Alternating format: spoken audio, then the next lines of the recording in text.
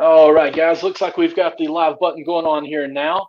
Welcome to our next episode of Count the Bucket with, of course, myself, Michael, and Nick as my co-host here. Nick, we doing all right today? Oh yeah, man! Definitely another great Saturday night of hoops. So we're definitely gonna dive into everything, and we got a special guest. So I think this is gonna be a good show. I think so too. I'm excited about it. One Kentucky, one in football, which we're in November, middle of November, and we're still talking about Kentucky football, so that's great. But we'll put that on the back burner for now. Let's get into some basketball. What I'm super excited about our guest here, and I'm going to bring him in and let him introduce yourselves because I don't want to mess anything up with my hillbilly talk or anything, and I make up words all the time. My wife makes fun of me on that, but we'll go ahead and bring him in here. Will, welcome to the show. If you want to take a second, just introduce us, tell us what all you do, Oh and again, man, thank you again. I wanted to hear you introduce me with the accent, man. I like that accent. Yeah, Thank you, thank you. it makes my role sound better. No, it's good to be on this.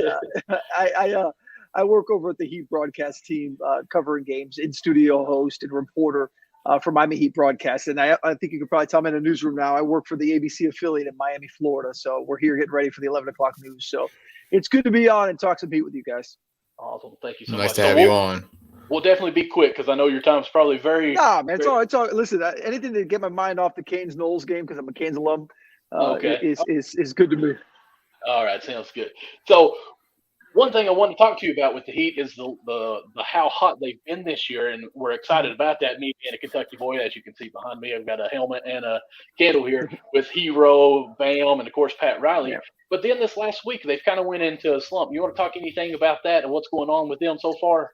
Yeah, I mean, I think look, when they played so well, probably better than any team in the NBA to start the first seven, Oh, 8 games of absolutely. the season, right along with Golden State. Those two Mhm. teams were playing great, and Golden State has kept it up. The Heat got in a little rut because I think one of the things was the injuries and the lack of kind of the in and out of the rotation with Jimmy Butler and Kyle Mhm. Lowry. When Kyle Lowry doesn't play, they look like a different team. You know, he's been that glue, that acquisition that's brought everything together because he facilitates so well and the pace that they play with, and you have a primary ball handler that, and everybody else can kind of do their thing. Jimmy got a little banged up on this trip. They dealt with some stuff. Bam's had a swollen knee. I know another Kentucky guy. He's had a swollen knee on this trip. He played through it today.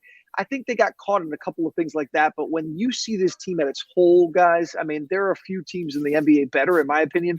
And you see it by the stats. I mean, defensively and offensively, top five in the league in both. Going into this road trip, and while they struggled a bit, they showed it today against Utah. They played some great defense throughout. Jazz made a little run late, but they hit some big shots. Miami did, and they were able to pull the win out. So I'm not too concerned about the struggles they recently had because I think when they're all healthy, this is a really good basketball team. Oh, absolutely. And what I love about them is the Miami Heat this year. It seems, and this is kind of Jimmy Butler. I think it's brought over to them. They don't care. Like okay, No, I no. don't care about getting my points. I've got to do this. This is how I play. Like they're just absolutely bought in with everyone, and that's why I've fallen back in love with the Miami Heat. I will say I backed Yeah. off just a tad bit, but getting back into sports, my kids are getting a little bit older where I can watch sports again. But Yeah.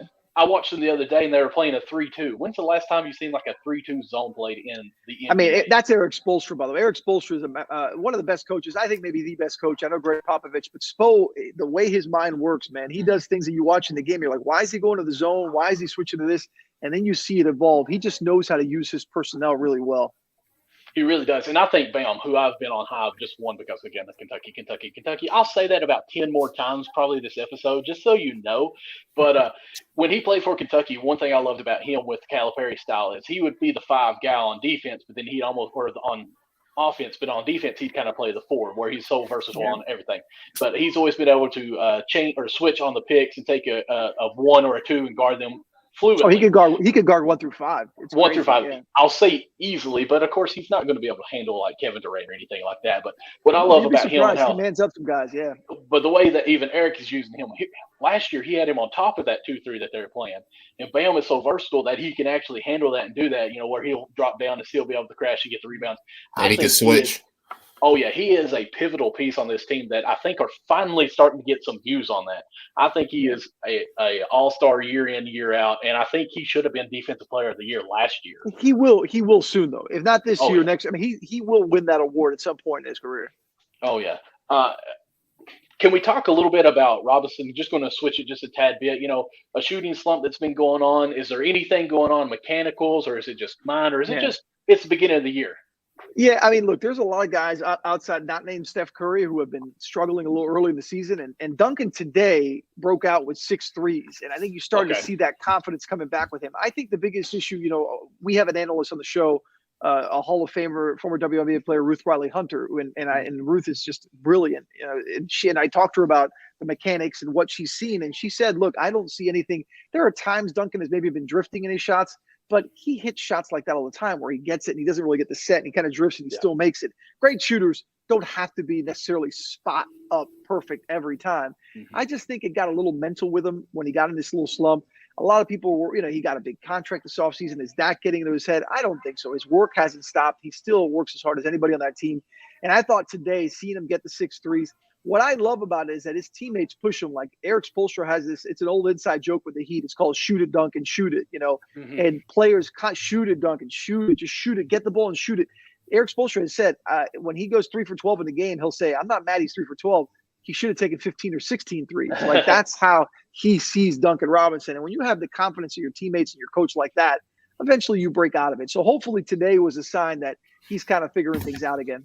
Right. One thing I will add to this before, Nick, I see you got something there, but I was watching the Lakers game. Granted that they came back and beat us, but anyways, Duncan, one shot, he set up perfect, no one probably within 6 feet of him, and he got his rhythm to shoot, and it was a big clank. I was like, man, that's usually knocked down for him. And the very next play coming down, he caught the ball on the right wing or top of the screen wing coming around, and he shot it while he was still fading far right. It's like, wow, he looked like he just forced that, but it was nothing but net. And I was like, that was a shot that he shouldn't have taken, but it's almost like it was shooters shoot, man. They figure it out. But it's almost like he didn't have time to think almost. Yeah. And that's almost what I thought. Well, maybe that's getting in his way where he had all the time. Okay, I've got to knock this one down. That one was just, hey, this is what I do. This is mechanicals. It's muscle memory and just fire away. Nick, what you want to say? 12 games, yeah. Oh, yeah. Oh, yeah. Basically, what I wanted to ask is that, I know Michael and I had mentioned this before, just looking at the Miami Heat in their offseason when they acquired guys like Kyle Lowry, PJ Tucker, and others.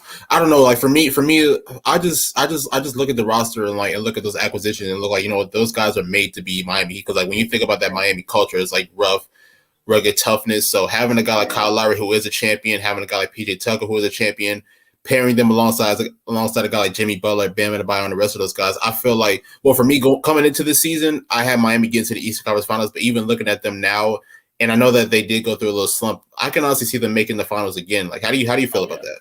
Yeah, and I think you hit the nail on the head. I thought with that one, with the players they brought in, they were all that culture fit. Another guy's Markieff Morris. They love Keith. They love Markieff is the kind of guy. I had never met him until he got here, and getting to know him and interviewing him a couple times. Markieff is the kind of guy that you hate him on the other team, but you love him on your team. Because on your team he does the dirty work, and they also kept Dwayne Dedmon around, who they picked up last year in the middle of the season, ended up being a fine for them because he's the same that he plays with that toughness. Today we saw him go head to head with Gobert, a little pushing and shoving, like he's not backing down to anyone. So Nick, to your point, when you got those guys that have that toughness, they call themselves the kennel. I don't know if you guys have heard that. They call themselves the kennel because they said all we got is a bunch of dogs in this locker. We got dogs. And we're getting pushed around and we're barking and fighting back. And that's the way they see themselves. Like they will not back down to anyone. And that mentality isn't just one player. It's PJ, the championship pedigree of having just won it last year. Mm-hmm. It's Dedmon. It's Markieff. It's Kyle, who has won a championship. It's Jimmy, who we saw him in the finals a couple of years ago. They all, and you go down the list. By the way, Tyler Hero, another Kentucky guy who I know we'll reference. Tyler's a guy who you guys know. Tyler's a killer, man. Tyler doesn't play around. Tyler's not. People see this little skinny guy taking shots and finessing his way. No, man, he's a dog, man. He's tough. He doesn't back down to anyone. He's not scared of any big moment. And the Heat love that about him. So, and even Duncan, they've been riding Duncan to shoot and get hot, and he's not sitting there. He's got thick skin. He's not sitting there going, "Oh man, woe is me, I'm struggling." No, he's moving to work and get better. So, to your point, those guys are just the perfect mix to what Eric Spoelstra wants, and you can see it pay off already just 12 games into the season. Do you think, going back with Hero just a tad bit, do you think Butler's mentality has helped Hero now? Whereas Hero 100%. Came in kind of, 100%. Because I kind of felt like his first year was good, but then having Butler there, it's just his mentality, like, I'm going to take whatever's mine, the dog mentality, which I think is a weird saying, but it is. If that's how they feel, that's exactly how they are. I love the kennel thing. That's actually hilarious. I love it. But Hero, I feel like, is almost gotten meaner this year. Like, he's got that chip on his shoulder and he's ready to go, and that's great. But I kind of almost see like Jimmy Butler just coming straight out of him this year, and I love it. I mean, let me tell you something. If you think the media or fans are tough, right? Like fans, we get on social media, we rip players, and we get on podcasts, we get on our air and media, whatever. And you're these guys.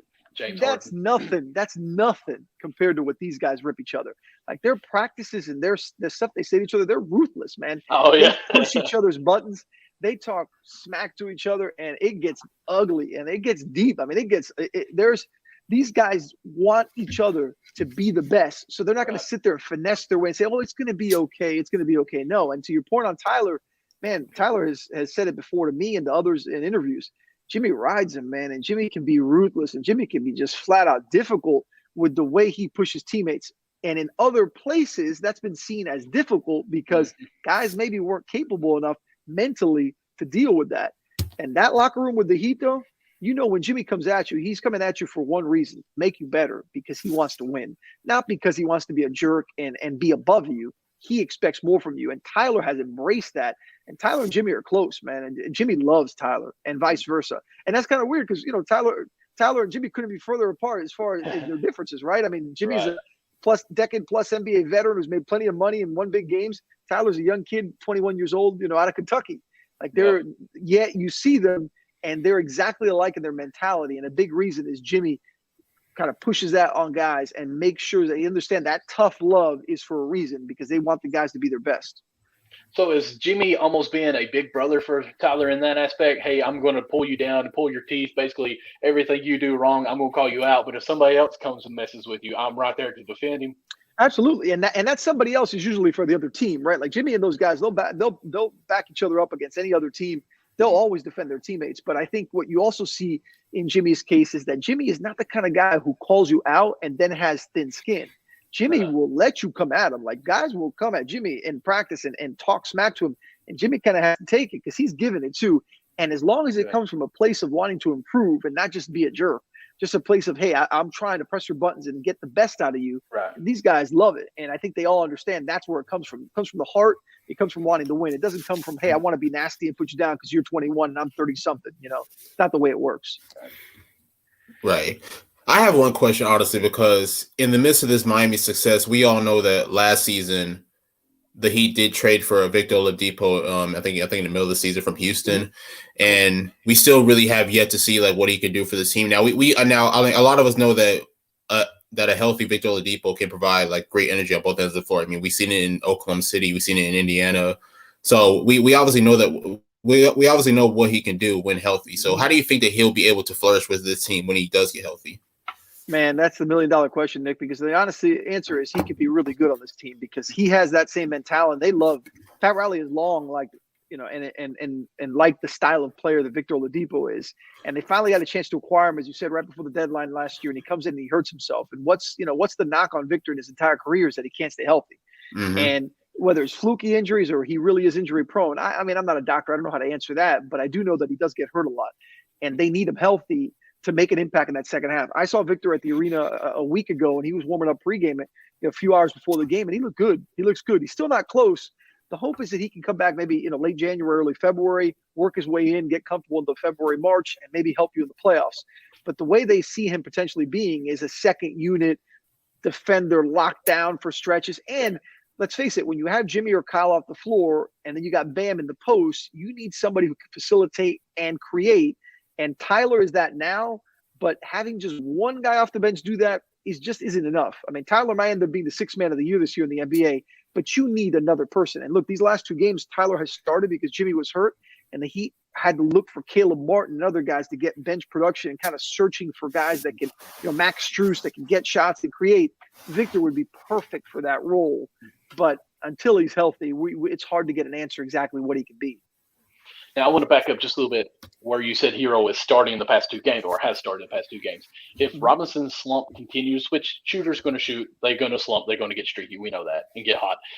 Do you think that could be a switch that Hero comes into the starting five there? No.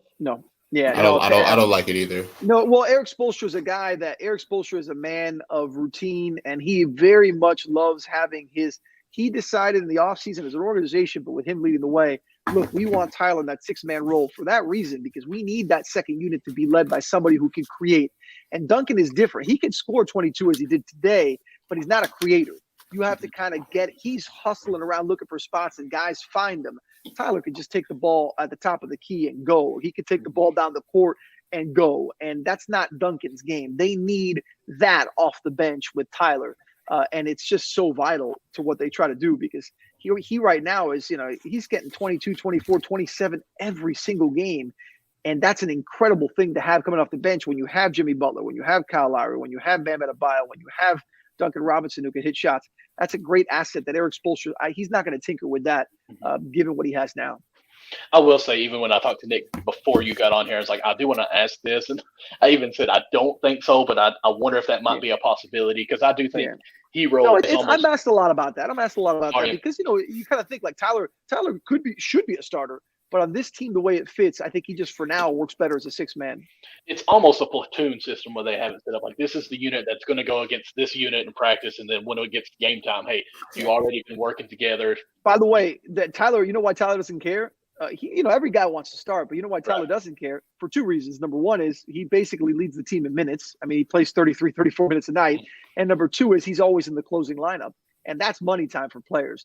Starting is great. Closing is what matters, though, is finishing. That's really what matters. And that's what Tyler's part of. He's always in the closing lineup. Right. And it's almost like when you think of those San Antonio days, like we all know Manu Ginobili was such a great player, but Greg Popovich understood that when he came off the bench, he brought that energy to the table, he brought that creativity, and he really set the tone for the second unit. So I think that's what you see when you get Tyler Hero. Obviously, Tyler Hero is capable of being a starter, but I feel like he's more comfortable being in that 6-man role. Nick, he will be one day. I mean, he's going to be a starter in the NBA at some point. Maybe next year, maybe the year, whatever. But on this particular team, he's the perfect 6-man for now. Oh, I agree. I almost feel like it's the second starter, if that makes sense. The second starting lineup. And again, he's the finisher. He's a closer. Mm-hmm. That's even like Corey, my buddy, said, he's playing starting minutes on the bench. 34 minutes a game. Yeah, he's getting minutes. So let's go ahead and talk about this a tad bit.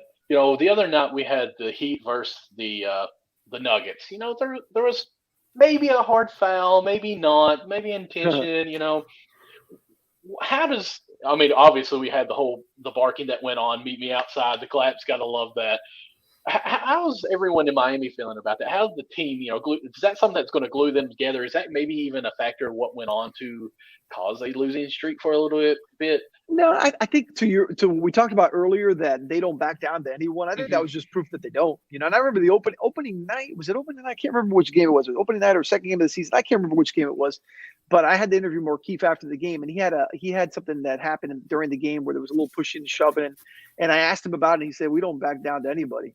We just don't back down to anybody." And then a couple of weeks later, we see the same thing happen against Jokic, and it was a hard foul. It absolutely was. But he said in a tweet after the game, he's like, "That's the way I always foul in those situations." They call them the take fouls, and a lot of people think that is excessive, and it may very well be. It got called a flagrant 2. But that's the way they play. They play hard, and they're going to foul you hard, and there's not going to be no gimmies or freebies. So I think what ended up happening was, and then guys all kind of defending each other. You saw Jimmy barking and getting mad and all that stuff. I mean, that's just guys backing each other up as teammates. Right. Like, they will not back. I'm telling you this, guys, they will not back down to anyone. And that is part of, and that's not lip service. That's not an act. It's not like, this is the way that we want to show ourselves. This is what they truly believe. It goes back to what we talked about earlier, though, of guys that are constantly riding each other. There's nothing that a player on another team can tell them that they haven't told each other already. Trust me. In practices and workouts and in the gym, on the court during games, these guys don't finesse each other. They tell it how it is, and it makes them stronger. Gotcha. Are these the new bad boys? Can we go ahead and start labeling that? I mean, because that's kind of the drift I get, not so much the hard fouls if someone's going up to dunk, but if you push any of our guys, I mean, what's crazy, Michael? Like, I wouldn't even say that like the bad boys. I don't know. Like when I look at this Miami team, it kind of gives me the vibes of that early 2000s Indiana team when they had Reggie Miller, Artest, Jermaine O'Neal, and the rest of those guys. I'll tell you who it also reminds me of, Nick, is that, and I think they're okay with it, is the 1990s Heat. The Pat Riley Heat with Lonzo Mourning and Tim Hardaway, and the times they've had PJ Brown and Anthony Mason I mean, you go down the list of the tough guy kind of guys that they had, and that was a different NBA then. Obviously, it was you would get games that were 82-79. That final scores. It's a little different league now with the amount of 3-pointers and offense. But from the mentality standpoint, this reminds me of those 90s. I covered a lot of those teams at the tail end of that, and man, those were teams that they weren't always beautiful to watch, but man, were they tough. They were tough. They weren't scared of anyone.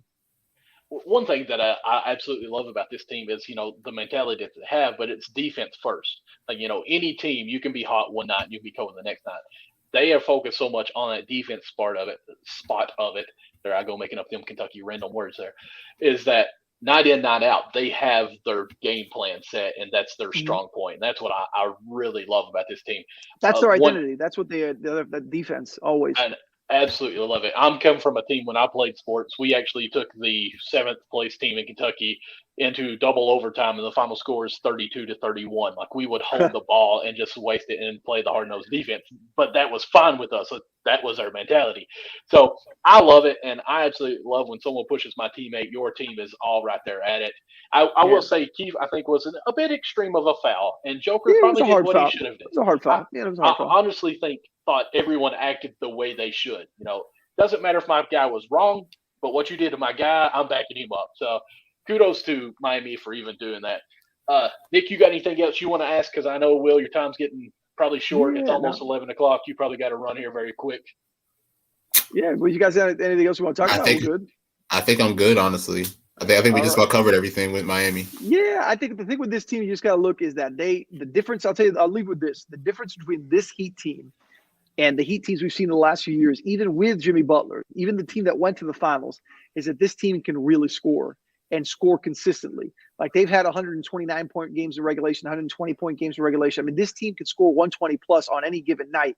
I don't think you've seen that from this team the last couple of years, at least not consistently. And to go along with the defense, they're an elite team, man. This is a team when healthy. Nick, you said it earlier, and I think you guys both agree. I think this is a team that could come out of the East. I really do. They just need to stay healthy. Yes, pre-game or preseason, me and Nick and I, we did our own rankings, and I did have them as number 2. Some of the guys kind of laughed at me a little bit, but I have fallen in love with this team. Like, I'll admit, before the season, I had Miami at number 4 just because I felt like the Atlanta Hawks would be slightly better, considering that that they did have the conference finals. Yeah, the Hawks have been disappointed. They've been disappointed. Yeah, they have. Yeah. And the Bucks, obviously, the Bucks, they're going to be all right. After you win a championship, there's always that little lull the next year. They'll figure it out. They'll be better. They'll be right in there with Brooklyn and the Heat. I mean, they'll be in that mix, and we'll see if Washington and these teams are for real, if they can hang around all season. I'm not sure, but we'll see. Do you think the Heat can stay this hot this whole year? Like, just stay healthy? Absolutely. I've said all along, I think this is a 1 seed in the East, a 1 or 2 seed in the East when healthy. And I would be shocked if they didn't have major health issues that this wouldn't be a 1 or 2 seed when it's all said and done. Okay, sounds good. You're so smart. You agree with me, so that's gold right there. Let's all agree. Will, so much. Thank you so much. That's how that goes. Thank you, man. Joining on the show, taking the time out there. No, don't be a stranger. Guys. Jump back on with us sometime. We'd love to have you. We'll talk later in the season. Hopefully, with the Heat still playing well. There we go. That's what I like to say. Do you want to say anything as far as where they can find you, social medias or anything like that? Yeah, if you guys want to it's easy, man. Just my name, @Will, WILL, Manso, MANSO. Check me out. Always talking Heat and other sports and giving my irrational thoughts on some things sports related. So if you want to chat, come on over. Also seeing that you're a Giants fan, right? I was born in Jersey before I moved to South Florida, so I kept the blue with me. So I'm a Giants fan. So painful the last few years, but always proud. I understand. But again, thank you so much for joining on here with us. My pleasure, guys. All right, take care. All right, have a good one. Yes, sir. You too. All right, so that was awesome to have Will come on there. Like, I'm not going to lie, I was very nervous. My legs been shaking the whole time. Really? Trying to be professional because, I mean, let's be honest, Nick. This is a show where we get on here and I talk about my man crush with Booker and everything like that. So then we had someone who actually works with Fox Sports, and I was He'll probably go back and watch all the old YouTube episodes. Yeah, from a few weeks did ago. I really just join this guy's show? I started to message him and say, like, this show, we're very relaxed. And I was like, you know what? I'm not even going to go over there. I'm not going to be like, I've got a man crush on Booker. Tyler Hero's probably the number 2 there. Yes, it's Kentucky Law, but let's just get in here and act like we're professionals on this. So that was so good. That was good, though. Yeah, it was. So let's go ahead and move into something that I thought was very interesting, and I should have probably brought that comment up of what he exactly said. But there was a comment made by Scottie Pippen this week, talking again about his favorite player, Michael Jordan, and he mentioned that someone else was the greatest of all time. Do you know what was said? I'm going to try to look it up. I don't know exactly what I'm not gonna lie. Like Scottie's been going around saying stuff for about a little while now. Scottie is, I don't know. Apparently he was upset because obviously The Last Dance. Everybody watched the Last Dance last year. That was pretty much the only thing sports related that was on. We all had our eyes glued to the TV and we all enjoyed it. Basically, I'm sure that all of us expected The Last Dance. I mean, we get it. It's supposed to be about the Chicago Bulls as a team, but we all know it's going to be mostly about Michael Jordan. But I guess apparently Scottie Pippen had a problem with that. Apparently, according to Scottie, a lot of other teammates of a lot of the other Bulls teammates had an issue with it. But honestly, like I don't really see the issue. I mean, I know. I mean, they dove into like a lot of their lives. I know they talked about Phil Jackson, and I know they talked about Steve Kerr. Obviously Robin with the whole Vegas situation and everything. Like, so they dove into a lot of the players. But apparently, I guess apparently Scottie wanted more shine, and I mean he's really upset about it. He has a book out right now. He's been promoting his new book, and I can't remember what show he was on this morning, but apparently he made a statement saying that Michael Jordan ruined basketball, and he claimed that that's right. He claimed that his flu game wasn't as great as I can't remember what game exactly he was talking about. I guess that was a game where he had a bad back. I want to say it was in the '98 finals. I can't exactly remember, but it's just a lot with Scottie, man. I don't understand the animosity towards Jordan. I mean, at the end of the day, you're a 6-time champion. You know what I'm saying? Like Michael Jordan has credited him for the reason why he has 6 rings. He said it on multiple occasions. I do not get 6 rings without Scottie Pippen. So I don't understand the animosity Scottie has. And look, this is just my opinion. If Scottie Pippen never plays with Michael Jordan, I don't see him ever winning a ring. That's just my opinion. Now that may be false. We never know. I mean, it's all hypothetical, but that's just my opinion. Well, I mean, if Kyrie never played with LeBron, he doesn't win a ring. If I have to throw LeBron hate. Okay, where'd my salt shaker go? That's a hater shaker. But also a thing with that though. I mean, not to cut you off, but Scottie doesn't know who the GOAT is because there was one year where he called LeBron the GOAT, and then like another year he said LeBron is nowhere near MJ's level, and I'm like, yo, you just said a year ago that LeBron's the GOAT. Now you're switching it. Like I don't get it. I don't know what's going on with Scottie. I think he's going through a lot personally, and I really just wish him the best. Here's the quote that I did find on here. It says, "I may go as far to say Mike ruined basketball," Pippen wrote. "In the 80s on the playground, you'd have everyone moving the ball around, passing to help the team.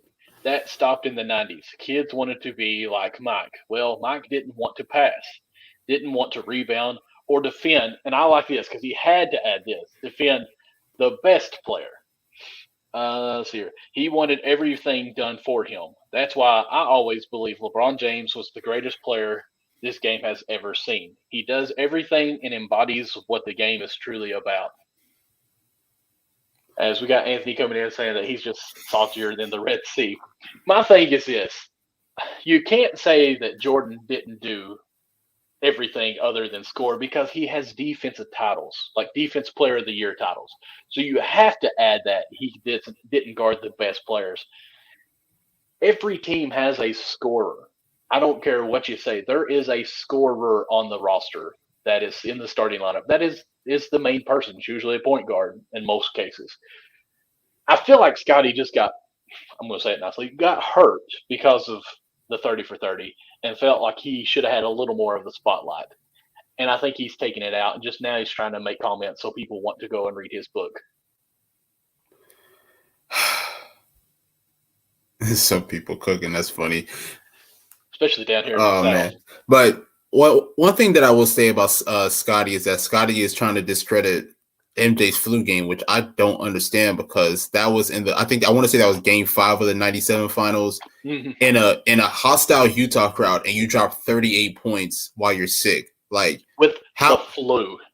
How can that not be legendary? Like literally, like come on, Scottie. Like what are you doing here? They gave him an IV during the game, right? Like to give him fluids. Exactly. It's not that big important. Come on. And then the Scottie game where he had a herniated disc. I don't know the exact stats, but I believe he only scored about 7 or 8 points. Really? Yeah.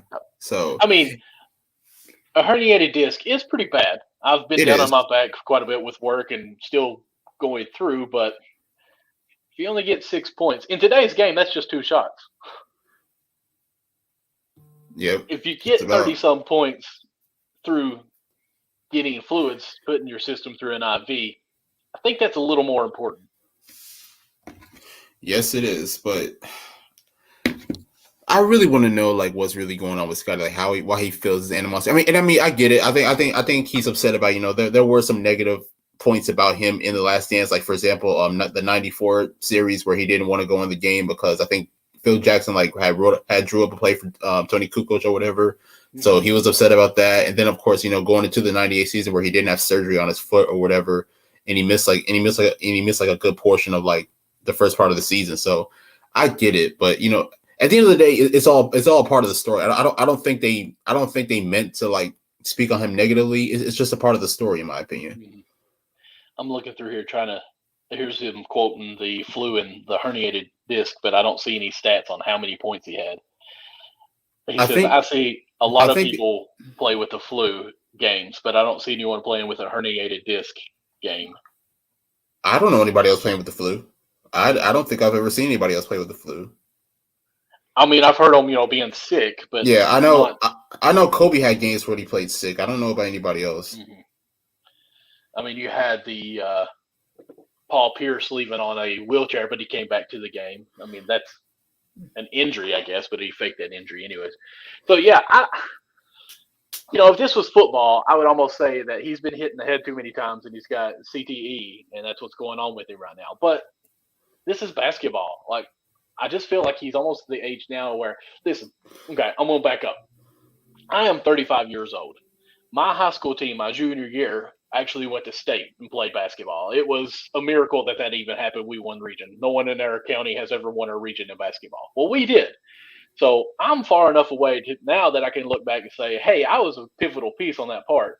Granted, I was 6th, 7th, or 8th man that got into the game, but now I can say I was a part of that team. I was crucial to winning the championship that we did. I made a great pass one time that led to us taking the lead in the 4th quarter. But really, I may have played 4 or 5 minutes that game. I think Pippen is now in that part of his life where you're like, man, back when I played ball, this is what happened. It's far enough out of our head that we don't remember how great Michael Jordan was and how he did everything. Like, his blocks that he had on people, granted it was help defense, but still MJ was doing it. His lockdown defense that he had. MJ did more than just score. I mean, you can't really say he was just a scorer, right? I don't get that because I mean, I think MJ was a part of like all defensive first teams multiple times. So you can't just get in there and be an average defender. Exactly. So my thing is, look, in my opinion, Scottie Pippen is one of the top 50 players of all time. I think that's something that a lot of people can agree on. But the fact that he said that, I want to say there was a quote where he said that he is just as great as Michael Jordan. No. If a lot of us say that LeBron James is not even on Michael Jordan's level, what makes you think that you're on Michael Jordan's level? Like, let's be honest, bro. Like, let's be honest. It was the Trailblazer years, when he played for Portland. That was totally how great he was. And, it's not that these 4 players are anyway alike in form of skills and everything, but it's almost like Klay Thompson in 20, 30, 40 years from now saying, Steph Curry held me back. Like, Klay Thompson is a great ball player. He would be elite on any team, but he is a great 2-person on this team. Like, Steph Curry does everything, and I'm going to say sets Klay up, not taking anything from Klay, but Klay is a come off ball screens, catch it, get to a spot, hit down. Like, Steph is not, or Klay is not going to be crossing someone up 9 in, 9 out every play and taking someone to the hole in addition to someone else. Not that he can't do it greatly, but that's just not his role, and he knows it. Now, defense, he's locked down the best guy. Steph has good defense, but, his size limits him. So we look at that. Klay, 30 years could be the next Pippen for us, but we know that I That hope team not. is Steph's team. Yeah, we hope not. But that is Steph's team with a great Clay partner. I mean, it's just tier one Batman or Robin, if you will. Like, it's the best Robin you can have. Like, Pippen was the best Robin Michael Jordan could have. It's crazy, man, because like a lot of us consider like those Bulls teams like some of the greatest teams like in basketball like ever. So it's like to see Scottie just like kind of like bashing it the way that he has. Yeah, like it sucks. It just sucks. Oh my god, it's just I don't know. It just sucks. I mean, I almost feel like it's ripping what we thought was the greatest like love team like that there they ever went was. to the finals 6 times and won each year. Yep. And let's be honest, Scottie, like you were nowhere near. I mean, look, I mean, Scottie was an important piece, but we all know that he was not the most important player in any of those series. Oh, absolutely not. Absolutely not. Now, again, we're not taking anything away from Scottie Pippen because, again, he was very tall, lanky player out there that could guard a lot of players, and he was locked down defense too. But you never really seen him take over a game like Michael Jordan did. That wasn't his game though. Like, and that's the thing about the Bulls though. Like, you know what I'm saying? Like, even though like Scottie wants to look at MJ as just a scorer, but that was his role. He was the scorer. Scottie Pippen was not a scorer like that. I mean, I'm not saying Scottie Pippen couldn't score the ball. I'm not saying Scottie Pippen could have dropped 30, but that was not his strong suit. His strong suit was to be a lockdown defender, a great on-ball defender, and then on offense, be that point forward and be the initiator and the distributor. That was his role. Let MJ do the scoring and let you be the playmaker. That was how the Bulls played, and it worked. So I'm not understanding like why he's so salty about MJ being just a scorer. If MJ is not averaging around 35 a game, like the Bulls are nowhere near, or the Bulls will be successful, but they will not be as successful as they were. Oh, absolutely not. And I mean, I know you said earlier that if Scottie Pippen's not on that team, they may not win a championship. I agree, but at the same time, they could have found another Scottie Pippen. Maybe just not had the best winning season like they did, but been competitive year in, year out where they're up there. They would have been a playoff team, definitely, but championship, I don't know. Probably not it's 6. Tough. Probably not 5. But then again, it's like when you look at it, like could the Bulls without Scottie Pippen beat Barkley? Mm-hmm. Could they be okay? How about no? I was agreeing with you. I'm not saying yes. Okay. Yeah. Or they probably would have beat the Lakers because that Lakers team was old. I think they probably would have beat them. Stockton probably would have a couple rings. Malone would have had a couple rings. Yeah. Even Gary Payton, maybe. Yes. Sean Kemp, who I'm still waiting on his article. I got it written up. Well, no, actually, no, I don't. I'm going to start on it tonight. Oh, yeah. I got it almost done. I just have to start. Sean. That's funny. But, I mean, look, Scottie Pippen is a great player. Like, I don't think anybody will ever take that away from him. But we can all just admit he was not Michael Jordan. Right. He was not Michael Jordan at all. Now, I want to ask you this. Every time he speaks negative in any form on this, I won't say just to Michael Jordan, but just with that Bulls team, what's this? Pippen was almost traded for Kemp at one point. Oh my goodness, I never knew that. I did not know that either. That would have been. Apparently, he was almost traded for I think for Tracy McGrady too, like a young Tracy McGrady. Oh wow, that would be a good replacement on that. So okay. Let's just back up, okay, Scottie. We're going to say this. Do you think Michael Jordan was ever almost traded? No. You can't say that you are up there. Corey's agreeing with you, said he's seen that one about Tracy McGrady. Corey is my actual true Miami Heat fan. He's the one that actually got me back to liking them so much. So, what was I about to say? Scottie Pippen. Okay, negative, yes. If he's keeps on saying these negative comments about the Bulls team and whatever, just all on that, is he hurting his legacy or is he helping it?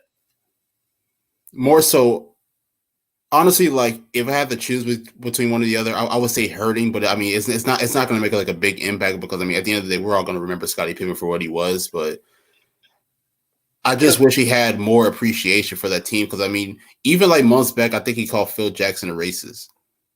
Really? Yeah. I missed that one. Yeah, he said like at least a few months ago, and it's like I just don't understand how you can have this much animosity for a team that you won 6 championships with. Like 6. I don't get it. Like I get it. Like, you know what I'm saying? Like, you guys didn't have to be friends. Like, I don't think anybody considered Michael Jordan and Scottie Pippen to ever like be friends or like Right. close off the court. But at the end of the day, you guys did what you guys had to do to become successful, and because of that, you guys are known as the best or like, one of the best teams, if not the best team in basketball history. Definitely, probably the best duo. Wouldn't you consider that? Yeah, I definitely put them up there. MJ Pippen, Shaq, Kobe. I'm trying to think I mean, of other I great want to say duos. Steph and Steph and Clay, but KD. Or okay, well, Steph and Clay as well. both. Okay, yeah. uh, I'll say so Bron and D Wade as well. I was going to ask you: do you put LeBron with Wade, or do you put him with Kyrie? Because I actually With think the Wade, better was Kyrie than Wade, because really? Wade, just because Bosch was there too. Like it was, I think of that team as a trio instead of a duo. Well, you can say the same thing. Like, you know, they had Kevin Love too. Yeah, In but Kevin Cleveland. Love wasn't really at that level still. Like, I mean, he declined when he came on that team. I'm gonna say D Wade just because, like, if you remember, like D Wade was the one that made the sacrifice and said LeBron, Oh, like absolutely. you're the best guy. So I think when you look at that, and then of course, you know, when you look at like how the end of the Kyrie LeBron relationship ended, basically, you know, Kyrie was just tired of playing with him. I think that also helps the reason why I believe that LeBron and D Wade was a better duo than LeBron and Kyrie. I mean, I don't like Kyrie as a player, so I'm totally with you on that. I just never really thought duo is almost a 1 and 2A, 2B, but Bosch wasn't a good. Well, Bosch was good.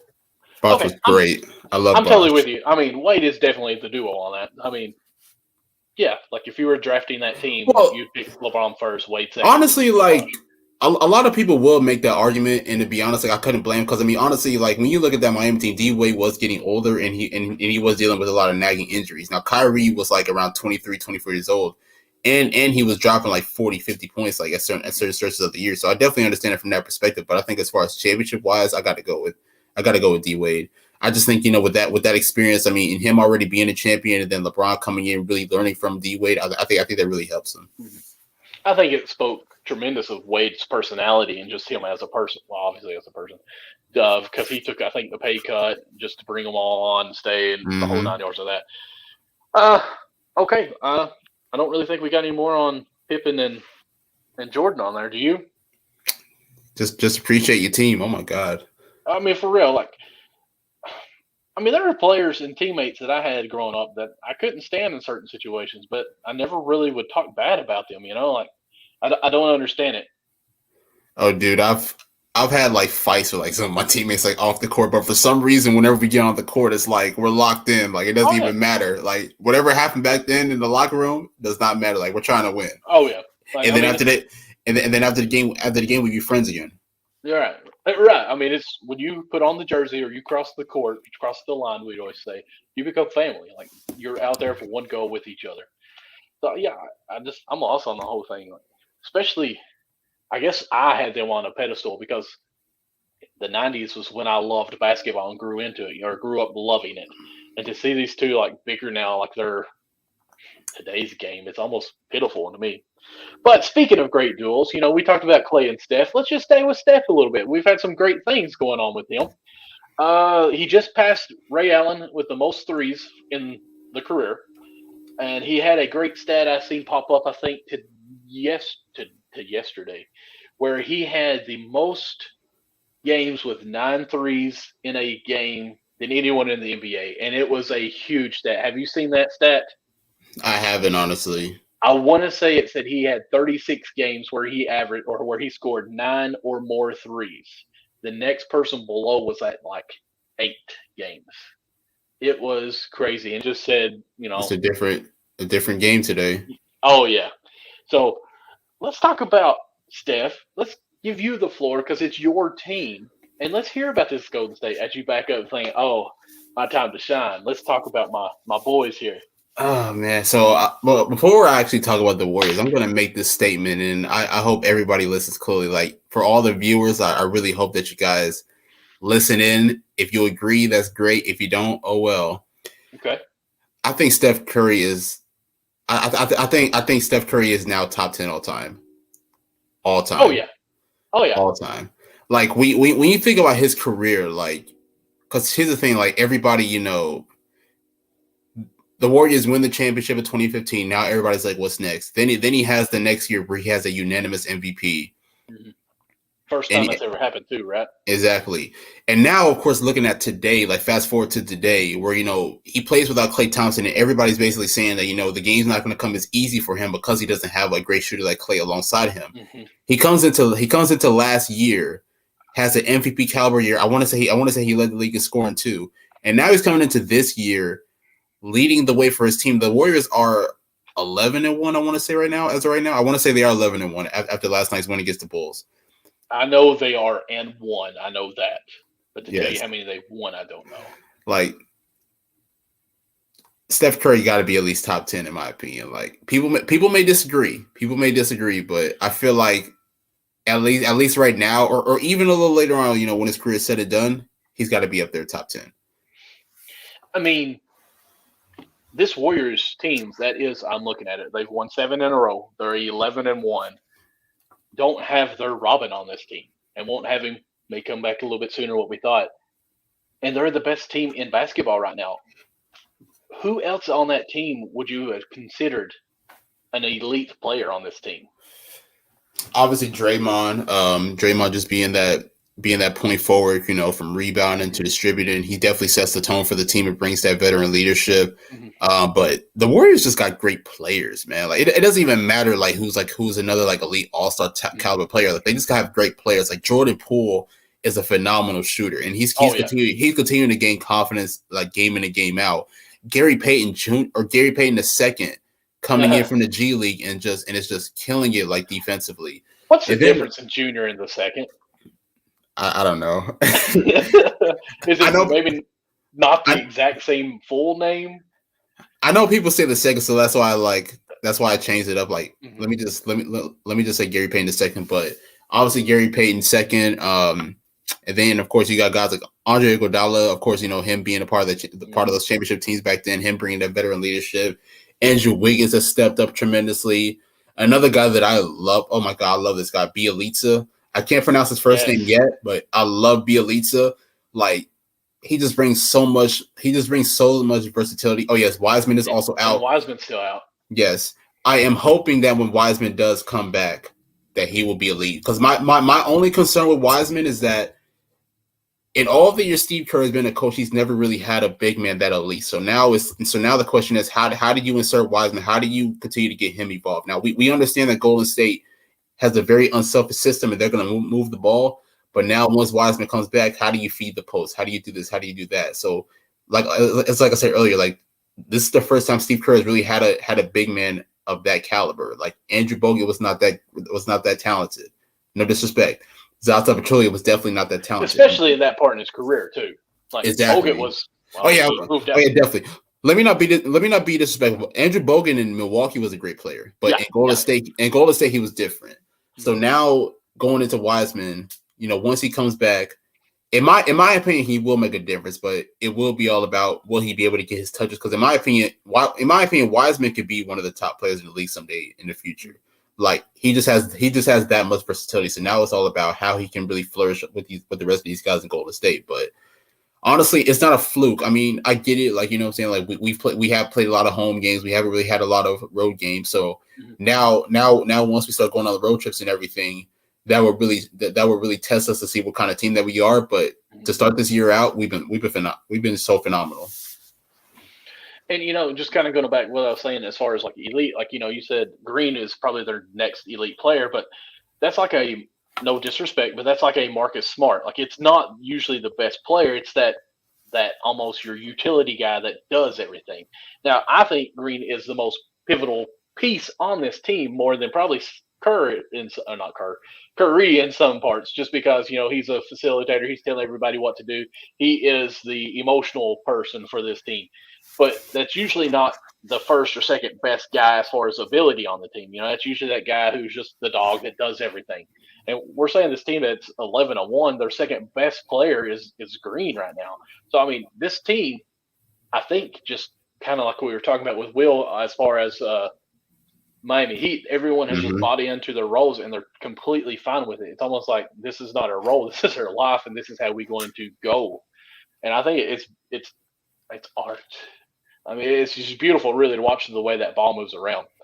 So when Clay comes back, when Wiseman comes back, this team is only going to be better. Now, I think Curry will have to lose a little bit of his stats on this.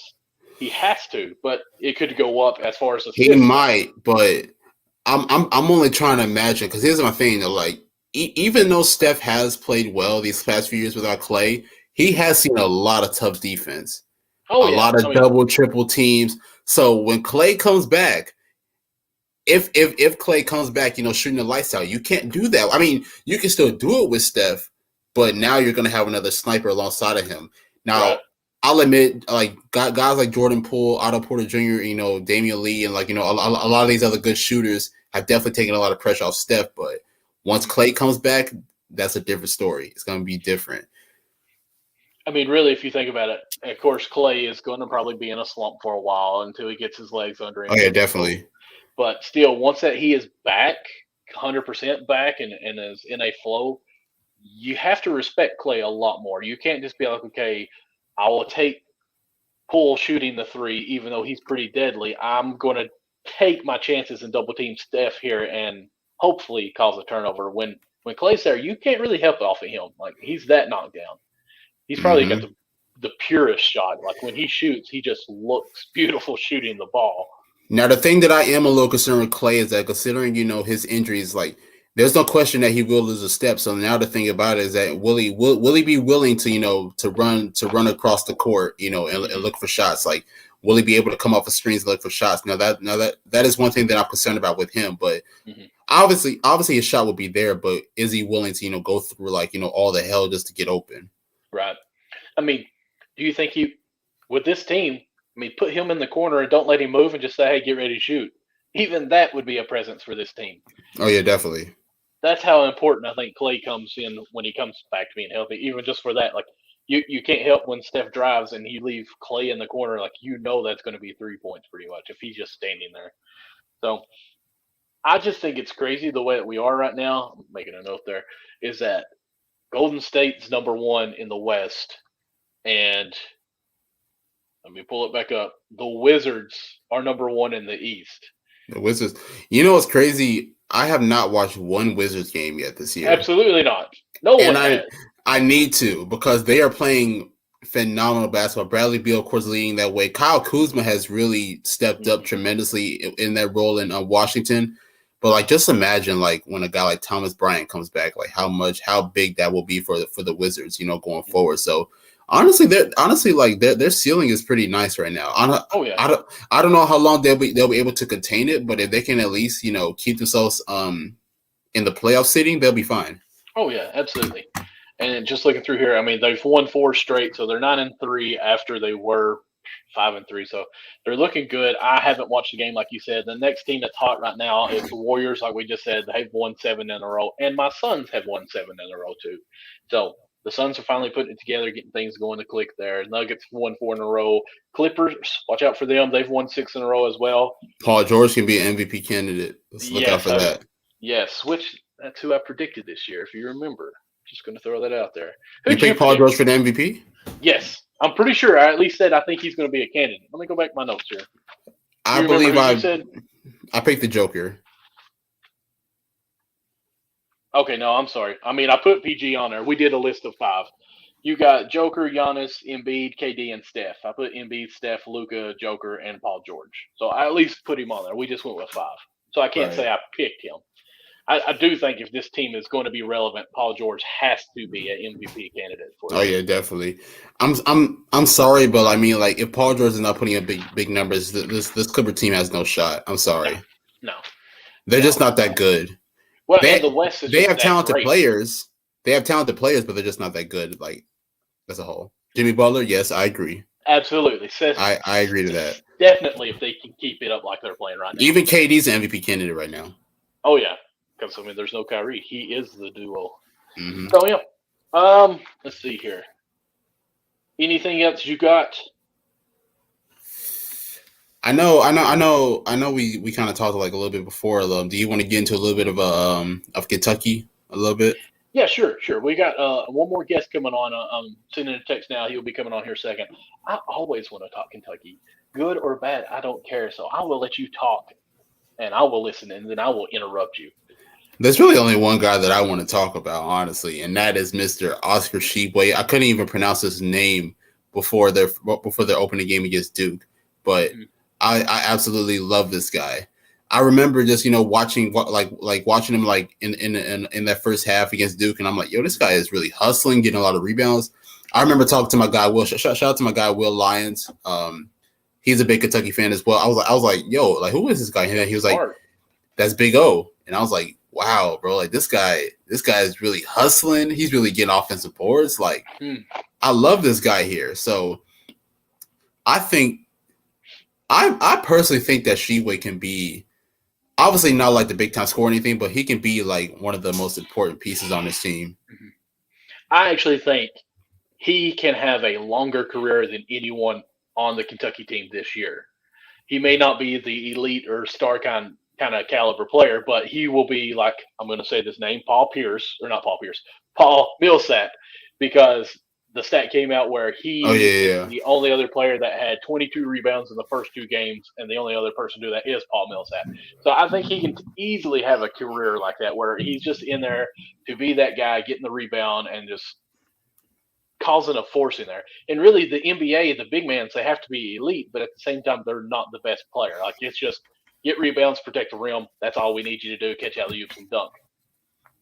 This is right up his alley. I mean, he's got 22 offensive rebounds in 2 games. Like, there's teams that probably don't even have 22 offensive rebounds in 2 games as a whole. Like, that is very impressive. And one team being Duke, where the announcer said the whole time, Kentucky is undersized. Like, that was what was said constantly. That's what they said? Yeah, they kept saying Kentucky is undersized compared to this team. Like, they may have trouble on the boards. We out-rebounded them.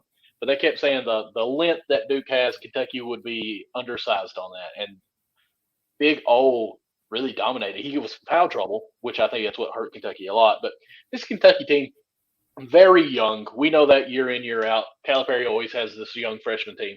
But I like Wheeler as their point guard. He's very fast. He reminds me of Tyler Ulis a little bit. Now, he had some crazy turnovers with us. So I'm not saying he is Tyler Ulis 2.0 just yet, but I could see him being that guy where he's playing the hard defense. He's like a Kyle Lowry for us. He's going to be a great Robin for our team. And we really got to get Ty playing better. I don't think he showed up to the Duke game, but it's his first big game on that kind of floor. I can understand it. Your first college game, you're playing Duke in the Madison Square Garden. Who wouldn't have some issues? I bet you nobody on that team probably used the bathroom anywhere close before that game. So I'm excited about this team. Listen, this is what's crazy. If you live in Kentucky, your Facebook, your Twitter, your Instagram, anything is going to be like, oh my goodness, this team sucks. We've already lost to Duke. Fire Calipari. This is awful. It's only one game. This is how we are, though. It's instantly. We need seniors. This is ridiculous. The one and done is done. We don't need this. Guys, we are the most winning team in college basketball. In the past 10 years since Calipari's been there, we've been to more Final Fours, more championships than probably most teams. We haven't won but one, but this team is going to be good. Last year, we sucked.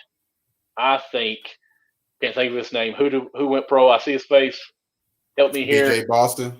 I think Boston was just a flop for his 1 year. I don't think he's not going to be good. I was one to say that I wanted him to return for another year second. Because he should have. Yes. Especially with the new NIL rule. If he would have stayed back, made his money in college, he would have probably doubled his contract he made this year for staying one more year. Definitely. But I do understand that, the freshman class for Kentucky is always high, every single year. So I definitely understood that, that there probably would have not been any roster space for him. But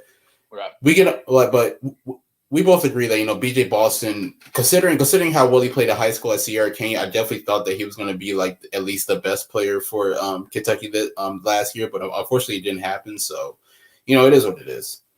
It is. I actually think Jackson may have a better career than Boston, but Boston Really? is very good. Don't get me wrong. I just like his play. He's so raw right now. Like he got drafted so high on just his talent alone. Like you can mold that into a player. Right. How do you feel about Grady so far this year? Because he's been shooting well. He was lots out against who was it we played last? It was a nobody team, but yeah, the one that y'all beat by like 40. Yeah, I'm trying to pull it up here on my Bleacher Report.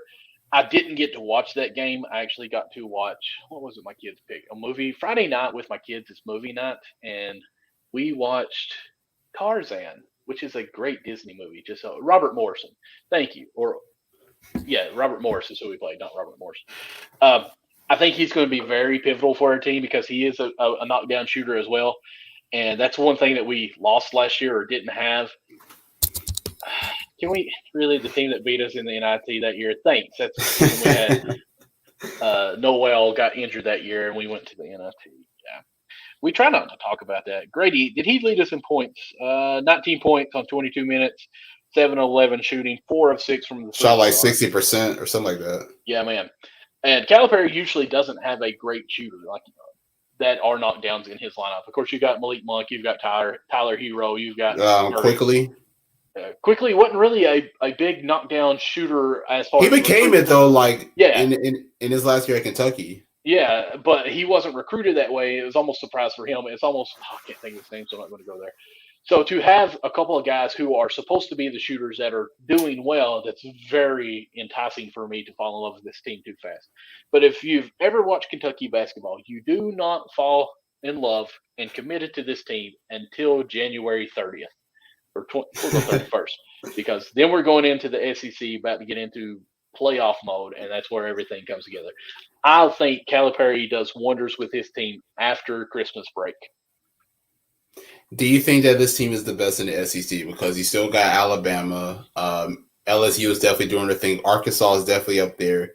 Do you see this Kentucky Wildcats as the best, or at least top 2? I'll say top 2. I think they will be top 2.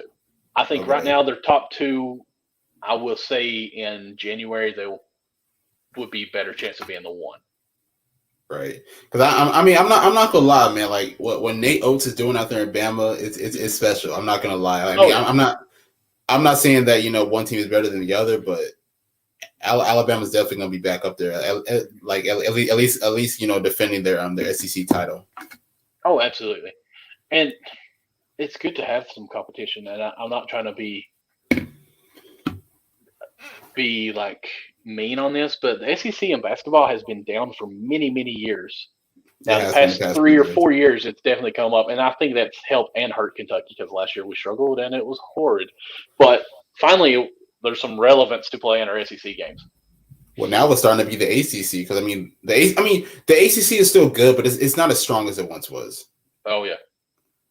Kansas just upset Texas 57-56 in football. Right now, I'm watching Gonzaga in Texas, and Gonzaga's definitely putting it on them. Right now. Do you think Alabama will be number 1 or Kentucky? I don't know. That's tough, honestly. That's honestly tough, to be honest. But I will say it might actually come down to those two in the SEC championship game. I wouldn't be surprised. All right. But then again, Arkansas is up there too, though, so it's kind of tough. Arkansas, scary team to be a sleeper team in that, but not so much sleeper. I'm using sleeper probably too aggressive on that. They're a team that you definitely got to keep an eye out for. That's a fact. So, with that being said, let's go ahead and transition into our other guest. Let me not say other because that just sounds bad. Our second guest coming on to the show. We've got Jimmy with our Unwrapped Network coming on here with us. How we doing today, Jimmy? I'm sorry, you've got something on your head that needs to be taken off. We don't appreciate that. We are talking about Kentucky basketball. And he has Louisville, of course. Yeah, I enjoyed the conversation, though. Okay, well, thank you. We're glad you enjoy it. We doing all right today? Doing good. Good. So the reason I asked Jimmy to reach out to him, he's a big card guru, and I have been dabbling in it myself just a tad bit here recently. And I've been watching his posts that he's been putting up here on Twitter of his card of the day, and I've really been appreciating that, trying to dig into this more. So, Jimmy, we want to hear from you. Let's hear you talk about some of the cards because I know that's what you love to do, right? Yeah, absolutely. I've been doing it for a long time. just recently started getting back big into it. I've been dabbling in it since I was probably 12, 13 years old, and just especially with the Manning poster Yeah. behind you. Like, it's not just always cards. When you hear cards, it's memorabilia Right. and everything. Yeah, exactly. It's not just cards; it's helmets and jerseys and all that good stuff. But yeah, Got a bat, actually. each sport's a little different in the way like what things are worth. So like you got football, it's all about the quarterbacks, or baseball, it's all about the pitchers a lot of times, or the big hitters. But basketball, just like the game is nowadays, it's kind of positionless. Like it just depends on the player itself. You got the steadies, Jordan, Kobe Bryant, Steph Curry, LeBron James, Kevin Durant. Those guys, their cards are going to be worth some money. Their cards or memorabilia are going to be worth some money. Yeah, David here commenting here that he's a big card and memorabilia collector as well. David, I'm not going to lie. I've got you on my Facebook. I've been seeing some of the stuff that you've been getting in your mail. I'm like, I need to get this guy up on some of these cards. I want me actually a Bam or a Tyler Hero rookie card. I want one so bad because I think both careers are going to be phenomenal. Sorry, continue. Yeah, you're good. That was actually something I was going to talk about a little bit. Was on the uprise. A few players that are kind of ticking up. Hero's one of them. He's been doing great in Miami.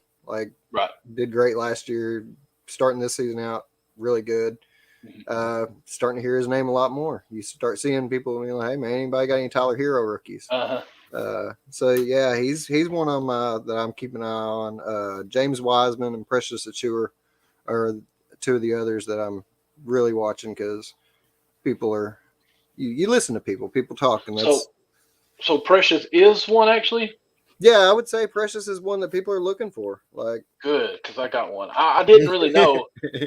I'm looking through here because I've been getting into these cards, and some of my buddies that aren't big into these cards, and they added me to like this whole group where everyone gets into a break, and I didn't even know what break meant, and they're like 10 spots, pay whatever dollars, and then we'll draft teams, and whoever you get, the cards you get. And I got a Precious, but he plays for Toronto now, so I'm like, well, this card's probably not going to be worth much more since he's not on that team or whatnot. So I was really interested on how that really works. If it's a rookie card, then it's going to hold its value.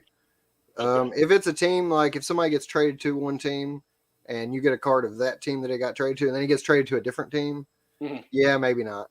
It may lose. It may lose a little bit of value there. But yeah, some of the ones on the downslide I was going to talk about were. Pull that one up. And that's the thing is, collectors are a very fickle bunch, and they're a very nervous bunch. So the least little news story breaks, and something can happen. Like I can say something one day, and then the next day be like, "Oh, you can throw all that out the window because nobody wants this shit anymore." Gotcha. Gotcha. So like Ben Simmons is one that like has lost a lot of value here lately. Okay. Like I'm not surprised. Obviously, like people are just being like, "Here, get rid of these things, please. Somebody take them off my hands." Like, because how about that uncertainty? How much has the value dropped, if you don't mind me asking? Like, I haven't looked at the numbers exactly, but I know that I've seen a lot of people trying to unload them. What about Suggs? And I'm not trying to be mean here, but how has Suggs cards went? Bucks. I'm sorry, Bucks. What was his Jalen Suggs? Yeah, Jalen Suggs from the Raiders. The Magic. Oh, Ruggs. Yes. Ruggs. Oh, Ruggs. Okay. I'm sorry, I did say. Oh, Suggs.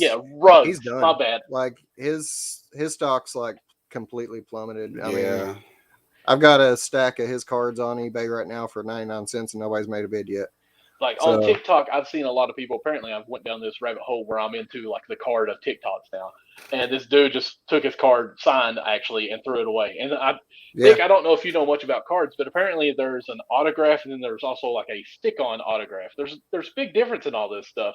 Yeah. And the dude had a signed card, rookie card, and he just wadded up, threw it in the trash and burned it. I'm like, oh my goodness. But I mean, that's where he's at really in his career. Yeah, I mean, I wouldn't go that far because you never know what's going to happen. Maybe someday something miraculous happens and he really is able to pull himself out of this and become a better person for it. But right, and that's what we hope for. And we do. I hope for it, but as a collector, like I said, they're a nervous bunch, and yeah, any little thing like that happens. And my best hero is probably his green Prism rookie auto number 25, last one sold for $591 raw. Wow! Oh my goodness, graded 10 is probably. See, that's what's crazy. And I was talking to Nick about this, and we're these guys that really don't get into cards pretty much. And I mentioned to Nick, like, some of these cards are going for hundreds of dollars. So this guy I'm looking at, Nick's like, oh, wow, really? Like, I think that was a tone he had. But $500, and what raw means, it's not being PSA or all these other different things graded. So a grade 10 just pulled out of a box. Right. It's just basically you open it up, that's the card. Right. But sometimes people are sending out these cards through these grades, and I say PSA. I have no idea what it stands for, but I listen to a guy on YouTube and find out PSA is probably the best one. And they give their grades and their value goes up. So to think that a Tyler Heroes rookie card is worth $591 and it's not even been like verified on rankings there, that blows my mind how much this I'm about to say inventory, but this, what am I trying to say? This thing has, hobby has blown up now. Yeah, it really has, especially since COVID hit, and I guess everybody was bored at home. Because, like I said, like I've been collecting for years, and I would just go to the store and buy a box every once in a while. Well, you can't do that anymore. There are no boxes. You go to the store, and then there's empty shelves. If you get anything, you get like hockey or some trash cards that nobody wants. But like that's what changed it for me. That's how I started getting heavier into it. Is I started being like, where's all the cards? And then got on some of these groups and found out where all the cards were. They all went to these breaks that you and I love so much now. Yeah. David, if you'd like to give me one, because you're a fan of the show, I'd appreciate that. Thank you so much. But yeah, like you were talking about grading though, PSA is the top tier. That's what everybody, always strives to get, is a PSA 10. But another one I'd like to mention too is a hybrid grading. I used them a few times, and they match their labels to the card, which I think is really, really neat and looks really cool. Okay. The value isn't as high as PSAs. People don't trust their grading systems as much, but they look really, really awesome. Okay, I think the guy I watched on YouTube that got me fired up on cards again was I want to say it's Sports Card Investor. Have you ever heard of him? I think so. Yeah, I think. Okay. He was talking about how this logo that kind of, and what he's saying, match the card, like say this card here. Yeah. The label that would go across and give the rating would have probably some blue or black and red in it to kind of match what was going on in the theme. Right. I hadn't seen or even knew anything of that, so that the hybrid, that makes sense now. Okay. Yeah. I've got one, a Lamar Jackson downtown coming in. As soon as I get it in, I'll share some pictures. Okay. But it's got the matching label, so I'm just asking. Why Lamar Jackson? Ugh. Oh, sorry. That Louisville is so nasty. Nick, if you were collecting, I was going to say collecting cards, who would be your guy? Because you have to have a favorite person that you collect, apparently. Obviously, Steph Curry. I mean, I would assume that'd be the guy that everybody would just go crazy for. I would like a LaMelo Ball one if there is one. I think LaMelo Ball would definitely be up there. I'm going to say this. I think you'll like this, Michael, Devin Booker. Yes. I mean, you have to have the hottie on a card, Yeah, definitely. And is there? I wonder if there's any. I want to think of a football player that I would probably get. Probably Lamar Jackson as well. Sorry, Michael. It is Lamar Day after all. Patrick Mahomes. Lamar Day. What's Lamar Day? He got his jersey retired today. Oh, okay. In Louisville? Yeah. That's a waste of time. Big deal here. Did Louisville even win today? Like, do they? We blew them out. It was I think it was 41-3. Okay. Yeah. Right now, see, Sports Investor, they actually have an app that I downloaded. Like, I'm borderline getting obsessed with cards, and I'm trying my best not to. The number one card right now, it doesn't say a price. It just talks about how the stock's up. The best card right now is a Tyrese Maxey rookie Prism card, and that's just a base. Okay. It's actually up 175% in the past 30 days. Wow. Second is a hockey card, Troy Terry. Not even going to go on that. Here's what's funny: the number 3 card in their top 5 is also another Tyrese Maxey card. So if you guys are into, if you're in And I would say Ben Simmons is taking a factor in this, where he's not playing. Maxey's getting all this Could playing be, time. yeah, absolutely. This card actually says it's up 1,036%. Now, obviously, that's percent, guys. It's not that much as far as money wise. I want to get used. Let's see here. Somebody must have sold one for like a penny or something. Oh, here's recent sales. Yeah. With that being said, let's see here. One of the cards that's numbered sold for $9. So the cards were not that expensive, but it's up $16 now, and that's raised at 1,000%. So this app is great. John Morant is number 4. Yeah, John Morant's going. His are going crazy. Anthony Edwards, LaMelo Ball, those guys, their numbers are going crazy right now. And his rookie card, John Morant, actually been purchased yesterday for $300. Rough, I'm rounding up a little bit. So there's a huge market for this. Yeah, absolutely. It blows my mind. It seems to be just getting bigger. Like people are finding ways to expand the hobby even further with creative games they come up with and things. Mellow. Yes. Now, sir. I want to ask you this, because Prism, I had never heard of. That's how long I've been out of this game. Yeah. We're Upper Deck guys. Upper Deck. Yeah, Upper Deck is the only thing. Like Upper Deck, even with football, like I didn't know what was going on. Yeah. Can you talk to any about that? Do you know how that's going, or license or something going on here that these other ones? There's all kinds of interesting things going on with licensing. As far as basketball, I haven't really read up on that too much, but Topps is trying to get back into the game more with all sports. I think they've got football coming out soon. Okay. They're rebranding the old, what were they? The old school cards. It was a brand we used to have back in the day. I can't remember right off the top of my head, but they're bringing back a pro line, the old pro line cards. Yeah. So yeah, Topps is bringing back the old pro line cards in football. So more companies are starting to get interested in it, and you're seeing more people pick up and start trying to remake cards again.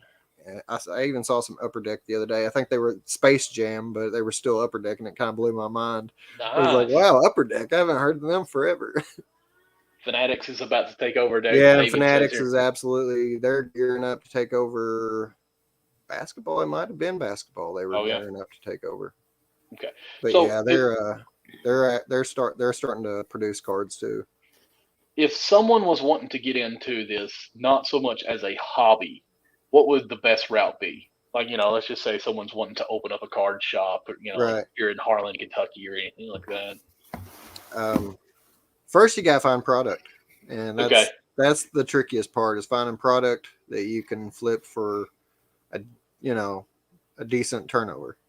Because is it better to buy the boxes, open them up, and have the product individually, or leave it in boxes? If you're a collector, it's better to open the boxes. Okay. If you are looking to make some money from it, it's honestly better to throw that box up on eBay and let it go crazy. Okay. Because people pay crazy money for wax or unopened boxes. Nick, do you know what wax is? I do not. See, I didn't either. I've never heard of the term. It's just an unopened box. That's what they call it. I found this out this week. They used to, back in the Topps days in like 1950, they would actually seal the boxes with a piece of wax, basically, like they'd melt the wax to seal it, so nothing could damage them or anything like that. So that's why they call it a wax, because the box has not been opened to get the cards out. So like usually if you get a wax box, it's more valuable because you don't know what's in there, and you can sell it a little bit higher because the cards haven't been opened. Right. Okay. So now you have the it's not wax anymore. Now it's cellophane, but it has that panini look all over the side of it. Right. So and that was something else that blew my mind when I started getting back big into it too, was the complete takeover of Panini.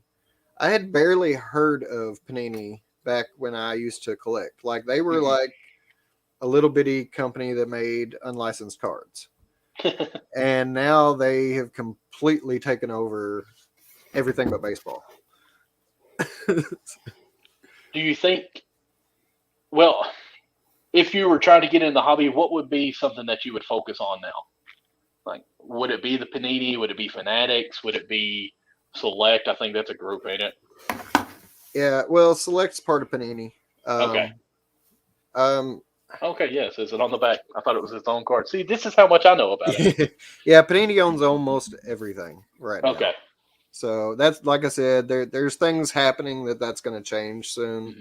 Like I said, I think Topps is even trying to go public on the stock market. So, yeah, like I said, there are things happening in the background that's probably going to change soon. But the thing that I fear from all that is another 90s scenario where they're printing so many cards that the value is just completely gone because there's literally millions of these things floating around now. Oh, yeah. David says sealed vintage is the way to go for a long run. See, yeah. I've heard that my old cards are probably worthless now. Is that true? Most of them probably. If you've got a lot of 90s cards, like, yeah, I've got a bunch of them too. Everybody does. But, like, most of them are probably worthless. I mean, if you've got rookies, you got rated rookies. If you got a King Griffey Jr., you're rich. Yeah, big names, you may still be able to get a few bucks out of them. Okay. But, like, Jordan cards, like I said, they never lose their value. You might as well have a piece of gold in your pocket. Like, it's not going to lose its value. Wouldn't that be nice? So, are you big into soccer, any? I played soccer. I'm not into watching. Okay. Because I was watching one of these guys, and he was talking about how if you are getting into collecting business or even trying to resell these whatsoever, that soccer is the new thing on cards. He said they've only been around for 3 to 5 years, and they're talking about a World Cup that was coming soon to America in the next 2 to 6 years. I can't remember. And they said that this could be a market that gets huge. Have you heard any on that? Is this true? I mean, because you got to almost be ahead of the game what's going on. Like, you have to be a step ahead. Okay, this might happen here. Lillard may be traded for some random reason, so CJ is who I'm going to go for as far as cards. No, Nick, I don't think he's going to be traded. But just throwing that out there. For Ben Simmons, though? No, I was kidding. Yeah, I haven't heard much about soccer. Okay.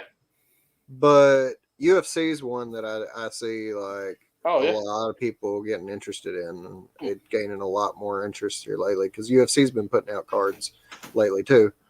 And it kind of threw me for a loop at first because I was like, what am I looking at? And then I was like, oh, okay. They're actually doing cards.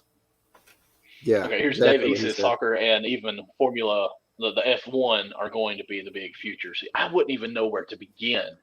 Like, I wouldn't know what I was looking for on any of them. I'm trying to think. Messi? Yeah, I know that name. Messi and maybe David Beckham or something. Beckham, I mean, that's because there was been it like Beckham. Pele, I don't know what cards are out there. Yeah. Nick, do you know any soccer players? Nope. He's not even going to tip one. Yeah, just like, oh, man, I don't even know where to go with that. But I had a quick question, though. So, like, I'm trying to think of, like, an old player from the 90s that, like, wasn't a superstar. Like, say, for instance, Luke Longley for the Bulls. Okay. Yeah, I'll say like Luke Longley. Like, say for instance, like somebody approached you with like a Luke Longley. How much would you possibly spend on that? Considering that it is like a throwback card, would you not? Well, like, they didn't have variants back then, so there wasn't a whole lot of like, 1 of 1s or 13 of 27s or anything like that. Yeah. There weren't any different colored cards. So basically, like, you would be looking at one basic card, and it would be like Luke Longley's rookie card. And it would probably be a very specific card just because for one reason or another. So I would say it would probably be pretty low. Like, I wouldn't expect much out of that. Like I said, they were just so mass produced back in the day, and there wasn't anything to really differentiate one between the other. So you could get a PSA 10 graded card pretty easily and cheaply. Okay. And as far as this, I'm trying to bring it up here.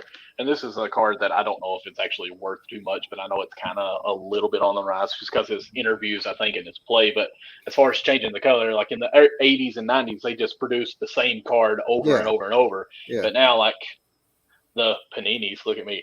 I've got this Select Cole Anthony card, and it's his rookie card. It looks great, but then also the sparkle and shine. Where did you get all these cards? I'm telling you, my guys, like, they're like, okay, we're going to bust open this box. Let's go. I'm like, and I don't have much money, but they're like, all right, man, we got 9 people. We need one more. And they're like, Austin, you want to join? I'm like, okay, man, just take my money. Just send me whatever I get. My wife hasn't found out totally about how much money I spent on this. But so, like, this card would be worth a little bit, but where this one has the shine, it's more finesse, I guess, and it says it's number 75, but it's not. Well, dang it. Not like a 75 of 200, so it's not too rare, but it is one that's special with that. Just go. Look at all that shine. Yeah, just go. So they're doing different things. So they're mass producing the same amount of cards probably, but they're changing stuff up on them to make them more rare. And that's these boxes, Nick. You got to go out to Walmart or somewhere and get you a box, because it's like, buy these select boxes. Inside of is one autograph or. I see them all the time, like at like Walmart checkouts and stuff. So I mean, I see them just sitting on the shelf. I just never really I guess I never really took the time to actually look at them. And see, I didn't think about this, but some of them, they're like, some of these cards that we're opening up, they're buying the box, the wax of 20 and 21 season of NBA. So it's like, okay, you kind of know the rookies already were good, so you kind of look for those players and trying to get, and that's who we're drafting for. So like a 21-22 season, you don't really know who you're going for as far as the rookies. You just hope that, the Cunninghams are going to be good. So that's pretty neat that you're kind of saying, okay, this is the actual one I'm going to go for because they're doing good. Michael, I've got cases for cards if you're looking for any particular. Hey, okay. All right. Sounds good, David. I have to hit up We're going to David become best Baldwin friends. myself. Yeah. Sounds good. Yeah. Trying to think anything else on cards, anything up and coming. What's the best card you've ever seen, or what's your most valuable that you collect? And what's crazy is, even though it may not be worth money to other people, it's worth to you, if that makes sense. Like, yeah, that's what Go ahead. That's what I was gonna say is value is very. It's a tricky word because like it just depends on what you value it at. Because like I've had one of ones. I had oh wow. Yeah, I had a one of one Todd Gurley rookie card a while back. I had a one of one Devin Duvernay, a couple different expensive cards, but they weren't really my favorite cards. I sold them pretty quick without really worrying about it. I had a Luka Doncic. I think it valued about $300, something like that. And you sold it? Yeah. How much are these packs for? Like these whole packs of cards? Like how much are they? They can be $200 to $300 usually. Yeah, just depends. If you buy them at the store, like just a pack of cards, like we used to open the little cellophane or whatever, like those are run about $15, $20 now. The boxes of cards, the smallest ones they call blasters. They're the little square boxes. Those are starting to run. Basketball is starting to run about $60. David, that is a nice card. 10 of 10 too. That's so nice. There's only 10 of them made. I'm about to start investing in these things, man. It sounds it's fun, man. It's interesting. It'll take your money, but it's fun. Listen, so like to tell you this, the guys, and we change the prices every so often. It's kind of the box how much we were talking about. Yeah. Like, they'll do 10 people will pitch in and buy a box, and they'll add on to shipping on that. So we've done one box that I think I gave like $30 for, and so you're looking 10 people 30, so it's over $300, and that's with shipping. Also, I've had where we did like a $10 box for 10 people, so it wasn't nearly as expensive. Yeah. But yeah, I think it's great. And David, if you ever, I wouldn't even know where to begin with that Cunha Jr. and Soto, but I would absolutely love to have that. I think Soto and Cunha could possibly be your front runners for MVP next year on the NL. But anyways, last one I sold for, oh my goodness, you sold one for $1,800 on eBay. There you go. What are we doing? Why do I work at Tractor Supply? Why am I not just doing for pieces of paper? I mean, people just pay it for pieces of paper. It's awesome. I was watching, and again, it was that I got to look up my app to say it right. Sports Card Investor, and this dude went to a card show where this little kid, I say little kid, he's 15 years old, pulled up this big case that had styrofoam all in it where he had all of his nice cards, and they ended up making a deal. And I want to say the dude paid the kid like $20,000 for his cards that he had. and it was like a Kyle Murray rookie card, and it was special colored and all that stuff. And he had what was the other one? But it was nice when I heard his rookies. I was like, okay. I want to say one was Patrick Mahomes too, rookie card, and it like the combos that they did was $20,000 to a 15-year-old. Like, it is amazing. Yeah, it's crazy. I mean, Pokemon's blown up too. I'm not really big into that, but like, yeah, cards in general have just gotten insane. Yeah, like a Pelican case, okay. But you all were talking about Scottie Pippen earlier, and while you were talking, I looked it up, and it looks like right around the time that the documentary hit, his cards spiked. Like, yeah, the price of his cards went through the roof, and even now they're about double what they were a year ago. Really? So he's still kind of trending upwards, even through. You were talking about what that might mean for his future and how people look at him. So far, people are investing. Okay. It's working for him. He's got a new book out, and his card is double up. Yeah. So for now, people are still investing. Right. But like I said, they're a nervous bunch. There was a baseball player that was retiring this year, and I cannot think who it was, but the guy was like, okay, he's probably first ballot Hall of Famer. I'm going to try to buy a few of those cards because when it happens, that card's going to skyrocket when he goes to the Hall of Fame.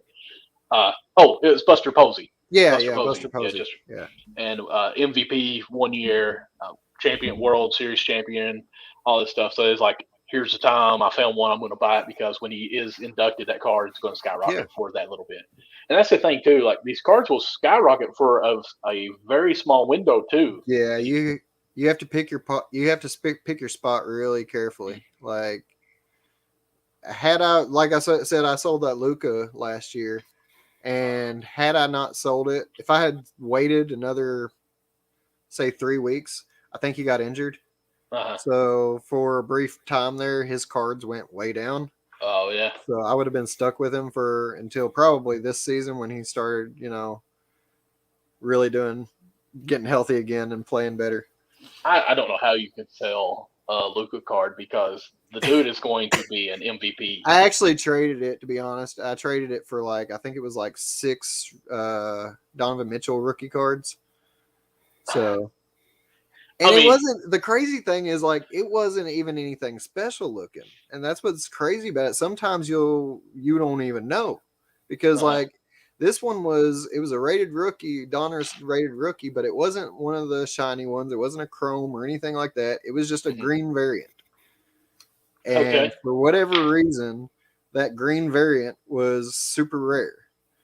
And it even had a little, damage on the edges, and they were like, I don't care. I got to have that card.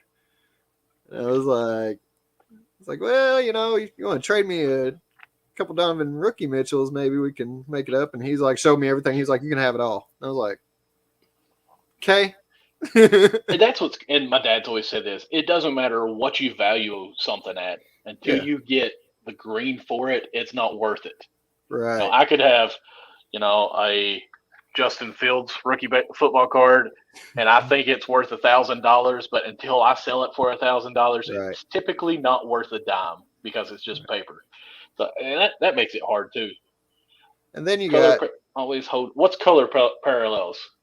Okay, so like you were just showing those two cards that you had the same card, but they were different. Mm-hmm. That's what they're talking about. Sometimes it'll be red, sometimes it'll be green, sometimes it'll be blue, purple, or pink. Yeah. So this would be a parallel. Yeah, that's parallel to the same card. On the back of the card, they're probably the same number. They are. Yeah. How'd you know that? I've done this for a bit. No. So what does that number mean? Because it doesn't have a 1 of 2,000. It just says number 75. Just a set number. Every set has a certain a certain number of cards, probably 500 cards or so. So it's not that single card. It's like that year they made cards. That's the number. Yeah, 75. It's that year's set. So that's number 153 or whatever it was in that year. Gotcha. So I'm going to show you some cards just because I want to show off my cards and we can talk cards. I want to ask you which one you think is something I need to hold on to. Because when these guys send me these cards, there's some that are just the cards. Some are in cases or little small, whatever these are called. And some are just like, whatever. So I'm going to hold up these three. They're all Justin Fields. Which one do you think would be the one that I should hold? Ooh. Do you need to know anything on them? Like, no. Okay, so they're all wearing college unis, right? Yes. Yeah. Okay, so I would probably say the Select. This one here. Okay, now look on the back of the card. The back of the Select, it'll say like Concourse or, you know what I'm talking about? Right at the top of the card, the Select one. It'll say, let's see. Oh, it doesn't say it. Okay. Huh. A lot of times they'll say like Concourse or I can't remember the other, Field Level or something like that on the back of them. That makes some difference. Let me see the back of that one again real quick. Sorry. You're fine. They come out of Chronicles. Panini.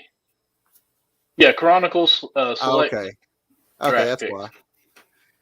So yeah, I would go with the other one, Status, the silver one at the end. This one? Yeah, that Status, I believe. Yeah, I'd say that one's probably the one I would hold on to. Okay, why? The reason why not on the Select is Chronicles, even though they're really cool, is they have a lot of preview cards for everybody. Okay. So it's a cool looking card if you collect that player and you want to keep it. It's not going to be worth as much. Yeah. Okay. So I would go with the I forgot the name of it again. Spectre. Okay. Or did they both come out of Chronicles?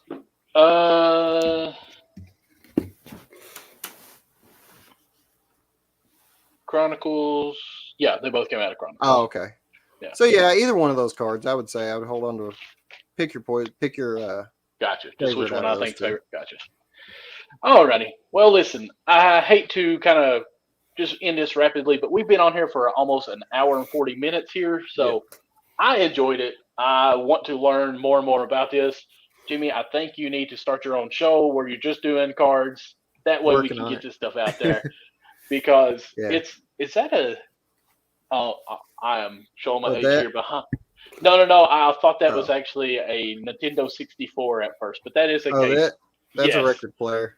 A record. It's even older than what I thought. Okay.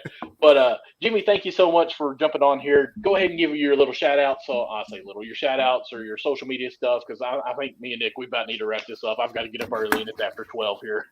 Oh, you're good. Yeah, like you said, I'm working on doing a podcast, just talking about cards and all things cards. I do football, baseball, basketball. I don't care. I'll do hockey and soccer too. There you go. Yeah, but for now, I do a weekly wrap up for NFL on the Unwrapped Sports webpage, unwrappedsports.com. You can check out my card of the day. I do breaks. Sometimes I'll do a personal break. If I find some cards out in the store or something, I'll post a video up on Twitter. Check my little thing down here, wherever it is, at Jimmy Unwrapped. It's Twitter. But thanks for having me on, guys. I really appreciate it. All righty, man. Appreciate it. Have you a good one. All right, Nick, anything else that you need to chat about or want to, or are we ready just to call this a day, which has been a wonderful show, I think. We had some great guests. We had Will on with us from Fox Sports. I want to say Ohio every time because I live in Kentucky, and that's where I watch my Cincinnati Reds. But Fox Sports' son down in Miami, who actually – covers Miami day in, day out, gave us great material, great stuff, content on there. Enjoyed it. Anything you got? For me, just follow me on Twitter at NickAndreATR. I'm doing just about everything from writing to podcasts. Just follow me. Me. Just check out all the great dope content. Just follow me. Just follow me. That link tree, right? Just get on there. The link tree. I'm the new Amber. I'm the new Amber. Gotcha. Simply Nick. But you can find me on Twitter, Instagram, TikTok, even a new app that I downloaded that I haven't really kicked off very much yet is Colorcast. I don't know if you've heard anything about it. Colorcast is nice. I went ahead and kind of getting into that a little bit, but MD Lawson 00 finds you on all those platforms. Most of those I have in my bio, my link tree, which you can find out as well. Thursday nights at 9 p.m. Eastern, I co-host with Anthony Conover from up in New York, Backstop Banter, where it's everything baseball. It is off season, so it makes it a little bit more fun because we can dive more into teams, what they need to do, what they should do during free agency, and of course they're about to do this big strike. So go check me out on all that. We have Twitter on both shows. It is Count Bucket USN for our Twitter on Count the Bucket, and then Backstop Banter is Backstop Banter. Not too many names of that, so go follow us on that. Get on YouTube, follow Unwrapped Sports Network where it has all of our shows on there as well. Subscribe, get that notification, do that whole 9 yards. Check out Nick's article that he just wrote about a G League player. You didn't even mention that. Oh yeah, well, he's a two-way player, Sharif Cooper. I've wrote on him like numerous times. You know, he's definitely one of my favorite players coming out of this 2021 draft, and yeah, y'all should definitely check that out. All right, guys, until next week, next Saturday, y'all have a good day.